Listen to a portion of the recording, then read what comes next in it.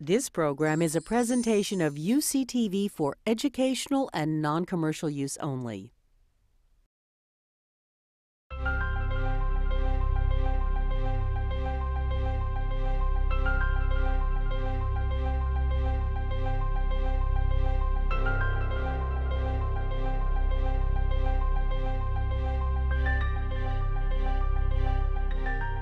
Drawing on her expertise in race, gender, and religion, she appears frequently on NPR, CNN, and quite frequently on MSNBC. Dr. Harris-Lacewell is Associate Professor of Politics and African American Studies at Princeton University. She's written many scholarly articles, and her writings have been published in newspapers and periodicals across the country. She's the author of the award-winning book, Barbershops, Bibles, and BET, Everyday Talk and Black Political Thought.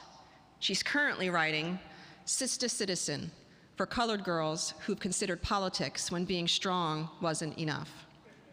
She's a co-author of The Kitchen Table, a political blog exploring the nation's intersections of race, class, and gender. And if that wasn't enough, she's currently a student at the Union Theological Seminary in New York. Last, but most importantly, she's the mother of a very delightful daughter that we've enjoyed having with us the entire day, Parker, who is with her mother and us this evening. Please welcome Dr. Melissa Harris-Lacewell.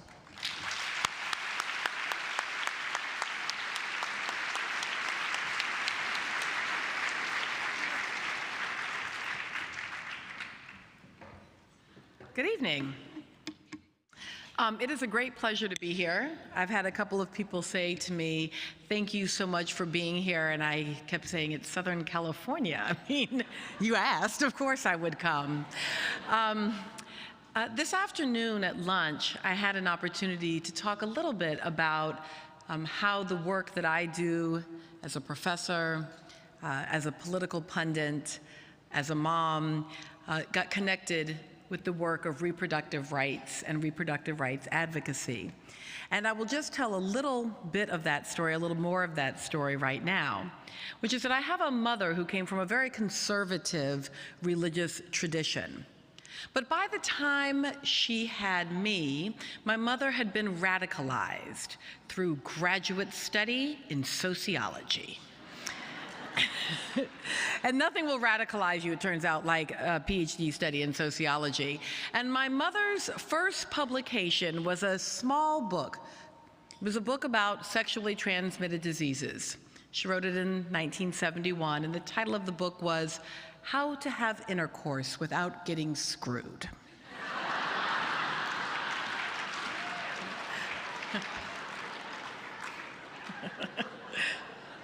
So just so you know, it's only going to get more outrageous from here on out because I am the daughter of that mother. So what I want to do tonight is something that is maybe a little bit unusual for me to do in this sort of setting, when I typically constrain myself to contemporary political questions or towards a kind of rousing political discussion. I almost feel like I could just come up here and say, Barack! Right? Yeah. Y'all are so easy, but I'm totally not going to do that.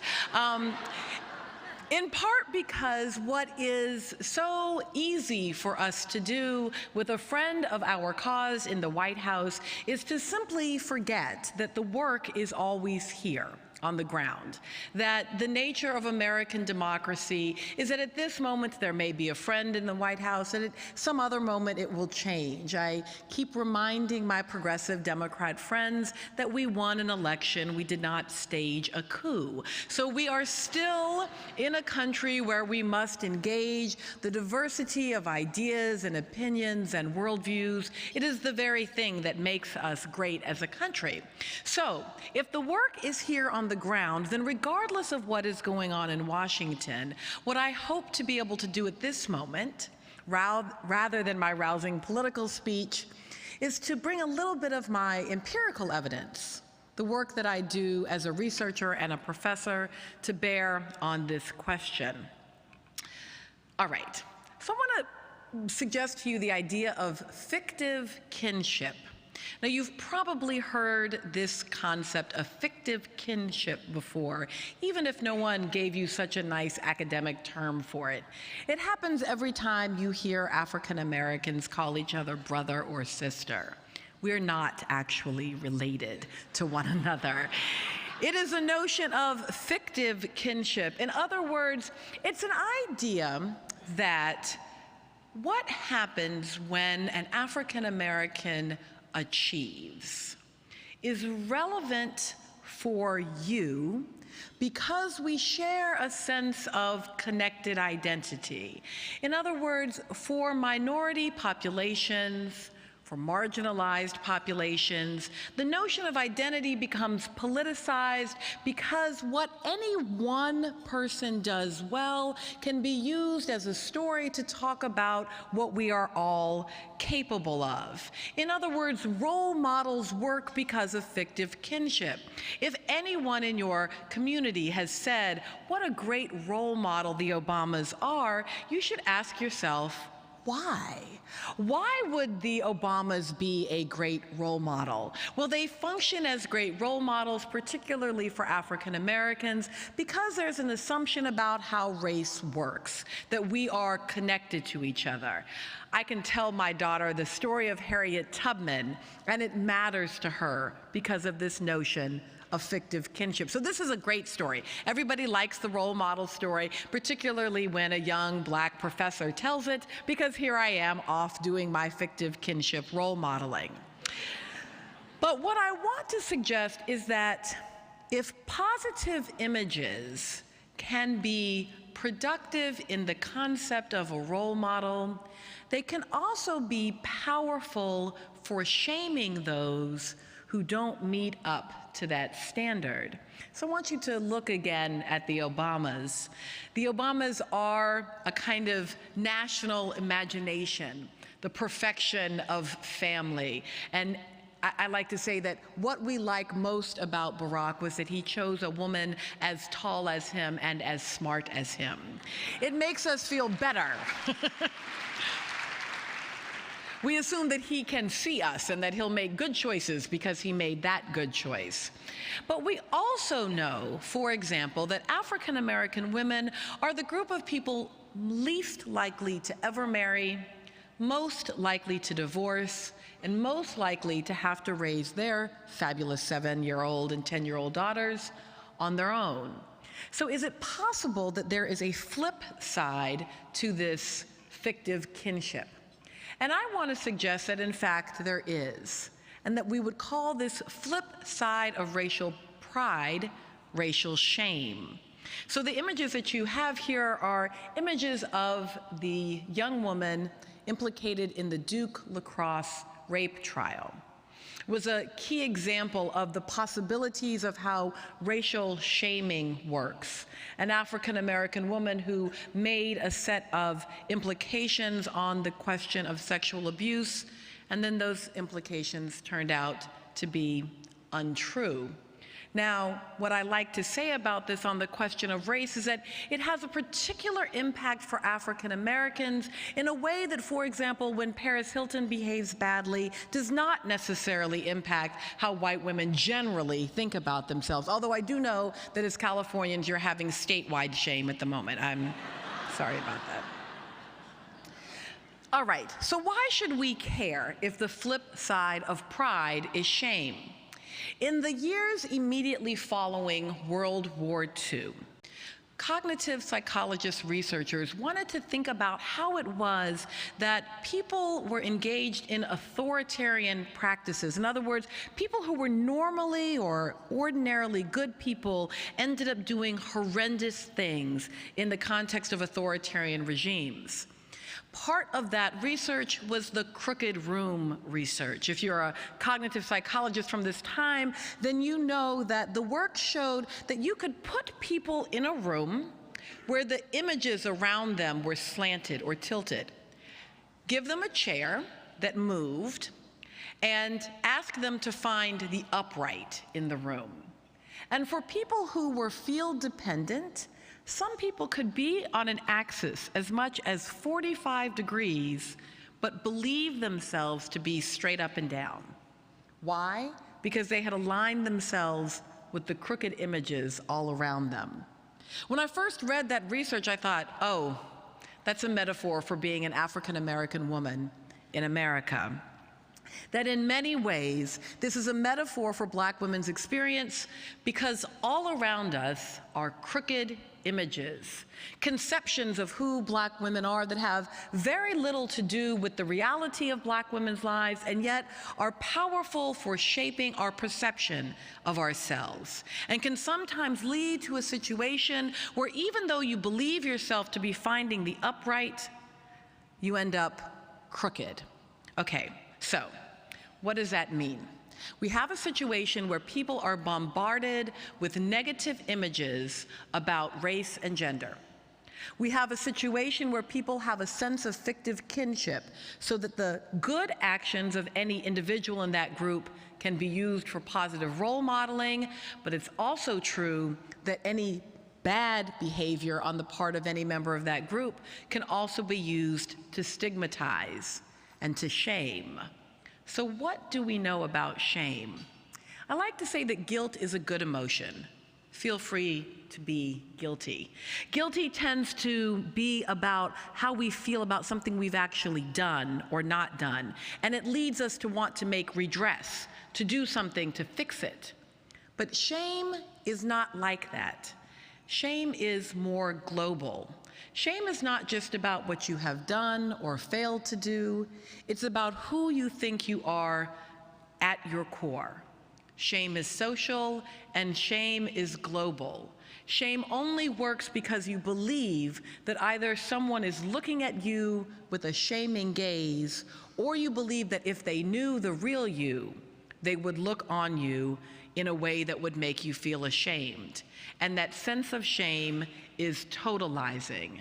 Because it is so totalizing, it makes us want to hide, to withdraw, to hang our heads, to become small. Now, what we do know as well is that this kind of shame is implicated in a variety of negative psychological outcomes, including depression, anxiety, and even the humiliated rage and fury. It also is implicated in physiological responses. It turns out that shame can create corrosive physiological responses through cortisol. I could get this whole room cortisol bubbling by just encouraging you to close your eyes and think about something that's happened in your life about which you are very ashamed, and to say out loud, "I'm so ashamed of myself." And then I could take a Q-tip, swab the inside of your mouth, lay it on a slide, and find elevated cortisol. Now, the problem with cortisol is that it does all kinds of terrible things to your body if you don't have an opportunity to release it, including making you chubby around the middle. So I always blame the American system of racism and sexism rather than my chocolate cake for any middle chubbiness. Now, what we really know about shame is that not only all of us, of course, are subject to shame, but that individuals who are at the margins of society, individuals who don't conform to social norms, are more exposed to what we would call chronic shaming. In other words, regularly experiencing shame. And that this kind of stigmatizing shaming undermines health. All right, so we have this powerful effect.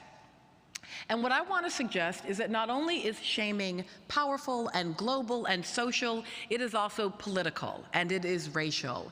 And I will just give to you one example on this, and that is the 100 years of Jim Crow that moves from the late 1870s until the mid-1960s, a period of time when we actually legislated that an entire group of people take on the body posture of shame. Now, what we know is that you can produce psychological states in part by doing things physically. So if you want to feel happier, smile. It will actually lift your mood. If you would like to feel ashamed, then spend 100 years living under a regime where it is legally enforced through the brutality of lynch law that you hang your head, avert your eyes, step off the sidewalk. If we've talked about shame as being globalizing, almost malignant, imagine what it would mean to have the state say, you can't go to school with my children because you might spread your race. You can't drink from the water fountain or sit on the bus. In other words, we actually legislated shame. And not only did we legislate shame around race, but there are particular ways that African American women were shamed.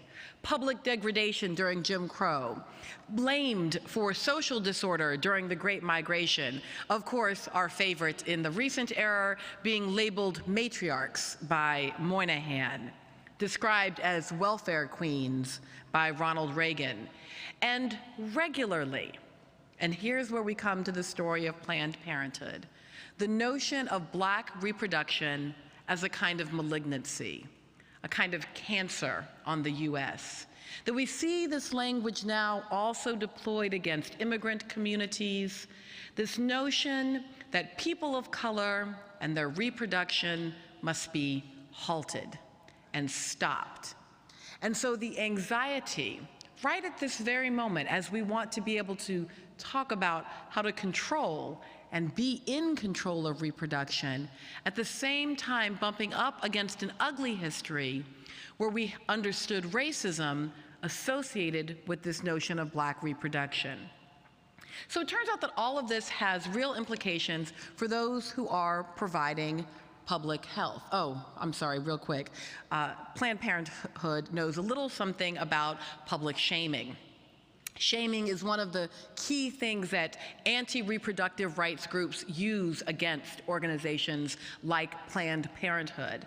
Attempts to, in fact, suggest that organizations like this are somehow worthy of being shamed, even those of you who have volunteered ever, as I did in college, to walk the gauntlet with women who were simply seeking reproductive health care or termination services and had to walk past the most egregious kind of ugly public shaming in this country.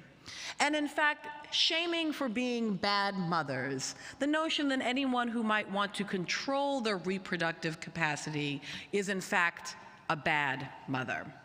And this bad mother shame has been particularly powerful for women of color who have regularly been told that their poverty makes them insufficient mothers simply because they are poor.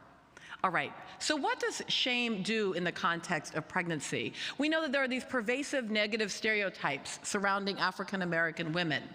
We know that African American women are those most likely to be in a marital status that will provoke shame in the context of OBGYN situations. We know that there is less acceptance of the decision to terminate in many communities of color, and we know that many African Americans are labeled high risk from the immediate moment of their pregnancy. So what does that do? We have cortisol running through our bodies. We have this situation of a psychological impact that makes us want to hide and close up. Now, the women in the room know a gynecological procedure may be many things, but this is not the position that it has anything to do with. So chronic shame and endocrine changes are actually implicated in women's health. Everything from low birth weight babies, where we know research showing that low birth weight is actually associated with childhood memories on the part of the mother of experienced racism. We know that it is possible that these shame responses heighten vulnerability to everything from breast cancer to HIV/AIDS to STDs to fibroids. And we know that shame regarding pregnancies, both completed and terminated, can create more physical discomfort during the exam process. In other words, to the extent that shame is creating a physiological effect of encouraging people to close down, it actually can create more pain, more discomfort, less likelihood for telling the truth in the context of gynecological exams. Shame also impacts our politics. It is hard to organize politically when you physically want to withdraw. Part of the reason that anti-reproductive rights groups use shaming against Planned Parenthood organizations is to encourage us to withdraw, to step back, to hide our heads, to pretend that we don't exist, and to nurse the pain rather than move forward. So if we can expect that there are reasons to think that women of color, poor women, African American women, are more likely to experience chronic realities of shame, is it any wonder that it might be even harder to engage in multiracial coalition building around the politics of Planned Parenthood? It can, in fact, conceptually, possibly, generate more racial divisions within women's organizing, precisely the things that we don't need, precisely the things that we need to work against. So what that means for us is that we need both clinical and political awareness of the possibilities of chronic shaming, the effects of chronic shaming, and the ways that we may be engaging in shaming without even knowing it. To know that when we are existing in a world so full of crooked images, we can't have our feelings hurt about the fact that sometimes people are aligning with those crooked images, seeing things that aren't quite there, because in fact, each of us underneath this protective glaze that we put on to cope with shame is a complicated and interesting individual. But if the images around us are made crooked by race, by our conceptions of gender, our social norms, it can be very difficult for us to engage politically. So all I want to suggest here is that respect counters shame. That yes, we have these possibilities of positive role models, but those positive role models can also be deployed as shaming tools against those who don't meet up to the norms. When shaming tools are deployed regularly, when they're even instituted by the state, when they're used as political strategies, they can cause us both personal, physiological harm, deep psychological harm, and even political consequences. So instead, we have to think about respect. One element of respect is matter-of-fact health education. I spoke earlier today about the fact that I was raised in a Unitarian Universalist church, and my daughter is now being raised as a UU, and we have this fabulous thing called OWL, Our Whole Lives. It is matter-of-fact women's health education. And my daughter, when I brought up OWL at lunch today, says, "Ugh, Mommy, it's so boring." And I thought, that's just what we want, right? We sort of want it to be such a mundane and normal and regular part of what a young woman would learn about herself and about her life, that it would be not at all titillating, not at all fascinating, but perfectly matter of fact. That there's a kind of respect that we demonstrate to girls, to teenagers, to women, to men, when we address and assume that there is a reasonable human being that we're engaging as teachers. The awareness of the physiological impacts of shame in both clinical settings and political settings will help us to understand that when people are withdrawing, the work is not always to simply force them to open up, but to soothe them into feeling capable of opening up. When someone's experiencing a cortisol response of shame, the desire to withdraw and hide, if you push them to open up either physically or politically, you actually create more anxiety, more pain, and more discomfort. The goal is to try to create communities of respect and knowledge across differences that will lower those anxieties. Working carefully in our political engagement to counter shame, to remember that the point is not to prove that you are right, but to listen carefully to hear what the other person is saying. We are faced right now as a nation with big questions about torture, about what we have engaged in nationally and what has been engaged in our name. And I don't think there are easy answers. I think the work we have to do at this moment is to listen carefully to one another about the difficult issues that we face. That if we allow this administration to be about anything, it need not be about the personality of Barack Obama, and it need not even be about the policies of the Obama administration. It could be about us. It could be about how we change democracy with a little d, how we start respecting one another and one another's choices and rights. And finally, encouraging and allowing voice allowing people to say things that are difficult to hear, and being quiet enough to listen can help reduce our experience of shame and our desire to push back against it, as well as the shame that others experience.